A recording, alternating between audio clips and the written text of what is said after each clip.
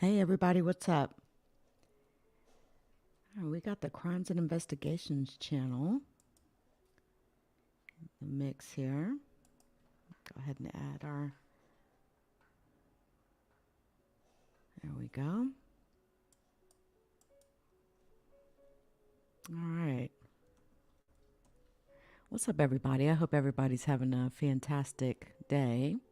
Have a little bit of an update for you in regards to the Moe3 case, right?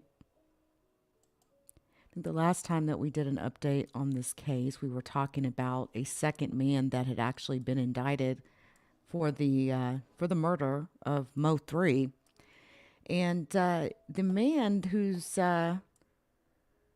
police have actually been looking at as the trigger man who was seen running down the middle of I-35. Okay, Kewon White, the man that police have said stalked Moe3. It's been a considerable amount of time stalking him outside of the home that he was at the entire night before his murder and the following day until he actually left the location or the area. And police have actually confirmed this due to the cell phone pings. Police actually pulled cell phone records. Shout out to everybody in the chat. Hey, Dolly. So, yeah, the last time we're talking about, so Kewon White, all right, he's the younger man who was seen on video, highway video, actually, text dot video, running down the busiest one. I think 35 has got to be the busiest highway in the DFW area. And what was crazy about it is Moe3, also known as Melvin Noble, had been trying to get away from this individual, okay? And they ended up catching up with them on 35. And, when this murder happened, I think the entire world was able to see Melvin Noble receiving CPR right there on the freeway, 35. And of course, this did happen in the Oak Cliff area. Hey, thank you, Dolly. This actually happened in the Oak Cliff area out there. It's actually right there. It's not considered South Dallas, but it is south of Dallas, right? And this happened right there at the Interstate 35 intersection of Marsalis.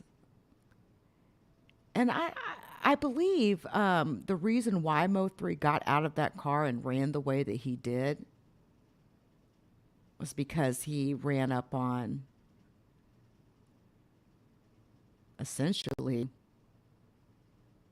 a traffic backup. This happened around, I think it was like 11:30, right around 11:30 a.m., right around 11:30 in the morning. And about that time each day, you got your morning rush hour traffic, you got your evening rush hour traffic, but out there specifically, there's also a lot of, you may run into traffic backups during the day, especially, there's like a little lunchtime rush that happens. But to top it all off, they've been doing construction out there at that part of the interstate. So it was kind of sad because those were the photos that they were seen all over the world, the video actually. And there was actually a nurse that had stopped by. Hey, Gloria. There was actually a nurse that was in a vehicle, and he stopped and ran out and tried to give Moe3 CPR. But, Devin Maurice Brown, 28 years old, had actually he was the second man indicted. So Kewon White was indicted suspected of being the trigger man. And then Devin Maurice Brown. Now, Kewon was 22, right, when he was indicted. Devin was 28 when he was indicted on a charge of murder. And one of the things that sort of happened or has occurred with these murders of all of these rappers has been it's brought a lot of attention from federal authorities. And we're talking about back to back to back murders, right? You had FBG Duck that was murdered up in Chicago. Then you had King Von murdered outside of a hookah night lounge out in Atlanta. Then you have Moe3. You know, they say it always happens in threes, right? That's what they say. But the one thing that all of that has brought has been unwanted attention. And then, of course, right during that time, another Dallas rapper arrested by Dallas police, charged with drugs, guns.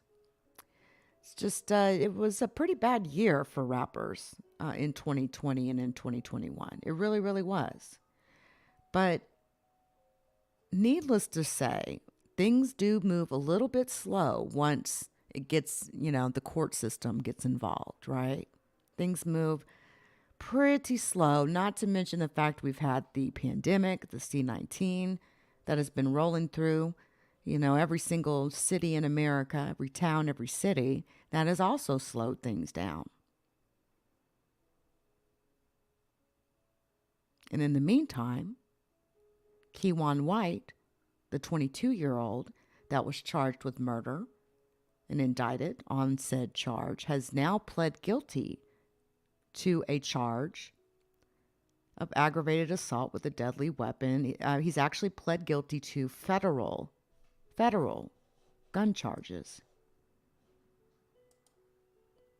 He actually gave a plea of guilty in a federal gun charge, not a state, a federal charge. There was a lot of things that outed Kewon White after the murder of Moe3, including his Instagram page.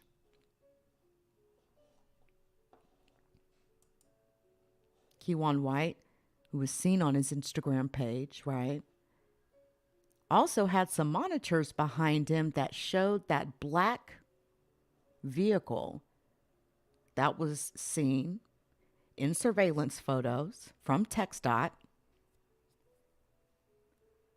And that is partly how authorities tracked down to him or was able to track him. He tried to evade officials. He went to extreme lengths, actually, to evade officials, to be honest with you. He went through quite, and then there was also, of course, with all that said, then, there was talk about some lady friend, lady boy, that he had been in some relationship with. Although, it's at times like this when the clout chasing just gets extra, extra heavy, right? Now, Kewon is now 23 years old, right? And although he has pled guilty to this federal gun charge, unlawful possession of a firearm by a felon, which is, by the way, a horrible charge to get down here in Texas. If you are a felon and you get caught with a gun, even if that gun is not loaded, you will be charged with the unlawful possession of a firearm by a felon. And believe me, that is not a very fun charge to get. And that's one of the reasons why I've been a little bit concerned with one of the newest rappers, Yella Beezy, that has came out of Dallas, right? He had just dealt with, back in 2018, he was shot and wounded in a shooting on 121. And as many of y'all know, Yella Beezy and Moe3 were very much so at odds with each other, right? And now, and then during that year, Yella Beezy was arrested not once but twice And he's now facing some pretty serious charges. Hey, just my five. Hey, haven't sent. He's now facing some pretty serious charges. So, I've been saying it though. I really feel like Yellow Beezy was targeted. I still feel that way. I feel like I don't know if he's like sewed things up a little bit around, his group of people that that he hangs out with, but it just felt like the cops were just getting to him just way too easy. It's like, man, come on, don't do this. You've got all this fame and money coming your way. It just really sucks to see some people get kind of caught up in some of the same stuff. People really work hard to try to get out of their current situation, right? But back to Moe3 and Kewon White. So back in 2020, a Lancaster officer had found a 9mm pistol in Kewon White's pocket. Okay. This happened on August the 16th of 2020. He had fled from Lancaster police. He was on a dirt bike. Then they chased him on foot as cops were trying to pull him over for several traffic violations, right? Completely separate from the state case. So this federal gun case looked like the federales picked it up. But, I mean, the state could have prosecuted him on that, to be honest with you. Sounds like to me they just really want to hem him up. It is what it is. But he has now pled guilty, right? Kewon Dontrell White has now pled guilty. This is after he was indicted in the 2021 murder of Dallas rapper Moe3. Now, there was an arrest affidavit, right? That actually, and you can read this if you'd like. You can find it online. But in this arrest affidavit pretty much explained how officers had picked Kewon White up about 3 weeks after witnesses named him as the trigger man behind Moe3's killing, and revealed that U.S. Attorney's Office thought that Devin Maurice Brown was a known affiliate to Kewon White.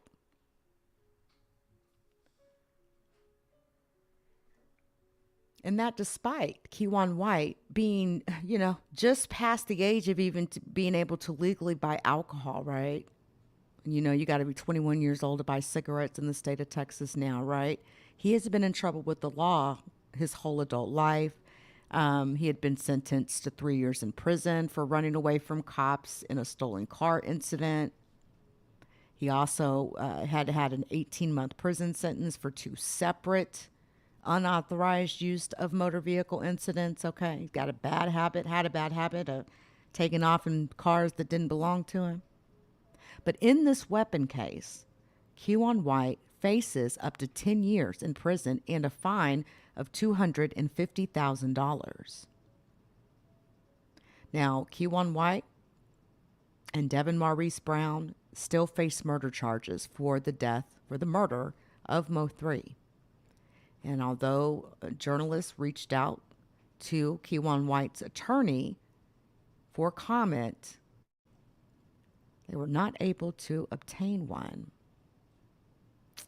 So, the slow process continues forward, so to speak, right? That slow process.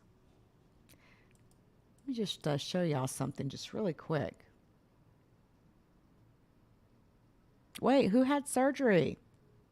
Oh, yeah, sorry. I wasn't even sharing this out. Hold on, let me share this real quick. I'll show y'all something really quick. This was when Dallas police were actually still trying to figure out who the killer of rapper Moe3 was, right? And a lot of these witnesses that were able to, sort of call in tips to the police department, it was all due to Kewon's Instagram page. I mean, he had a public IG page, and you could see his car like blatantly on the page. So Dallas police hope you might be able to recognize the man who shot and killed rapper Moe3. I want you to come over to your screen and look at this. They released these photos. The images are pretty clear, but as you see, the suspect is wearing a ski mask. So identifying him is going to be pretty tough. Detectives think he may be driving a 2014 or 2015 black Chevy Camaro. It was 10 days ago that the 28-year-old rapper was gunned down in broad daylight on I-35 near the Dallas Zoo. The suspect took off in the car going north on the interstate. So police are currently investigating the events that led up to that shooting. Please, though, call them if you have any information. Back to you. And I mean, this man chased Moe3, right down I-35. And see, basically, when you're looking at this view here from the tech stock camera, this was facing towards Dallas, towards downtown. So you can see cars are starting to back up, and it's typical, especially during like that really quick lunch hour, so to speak. So I think one of the reasons why federal authorities took this case and prosecuted him on this gun charge, although, he was a felon, right, in possession of a firearm.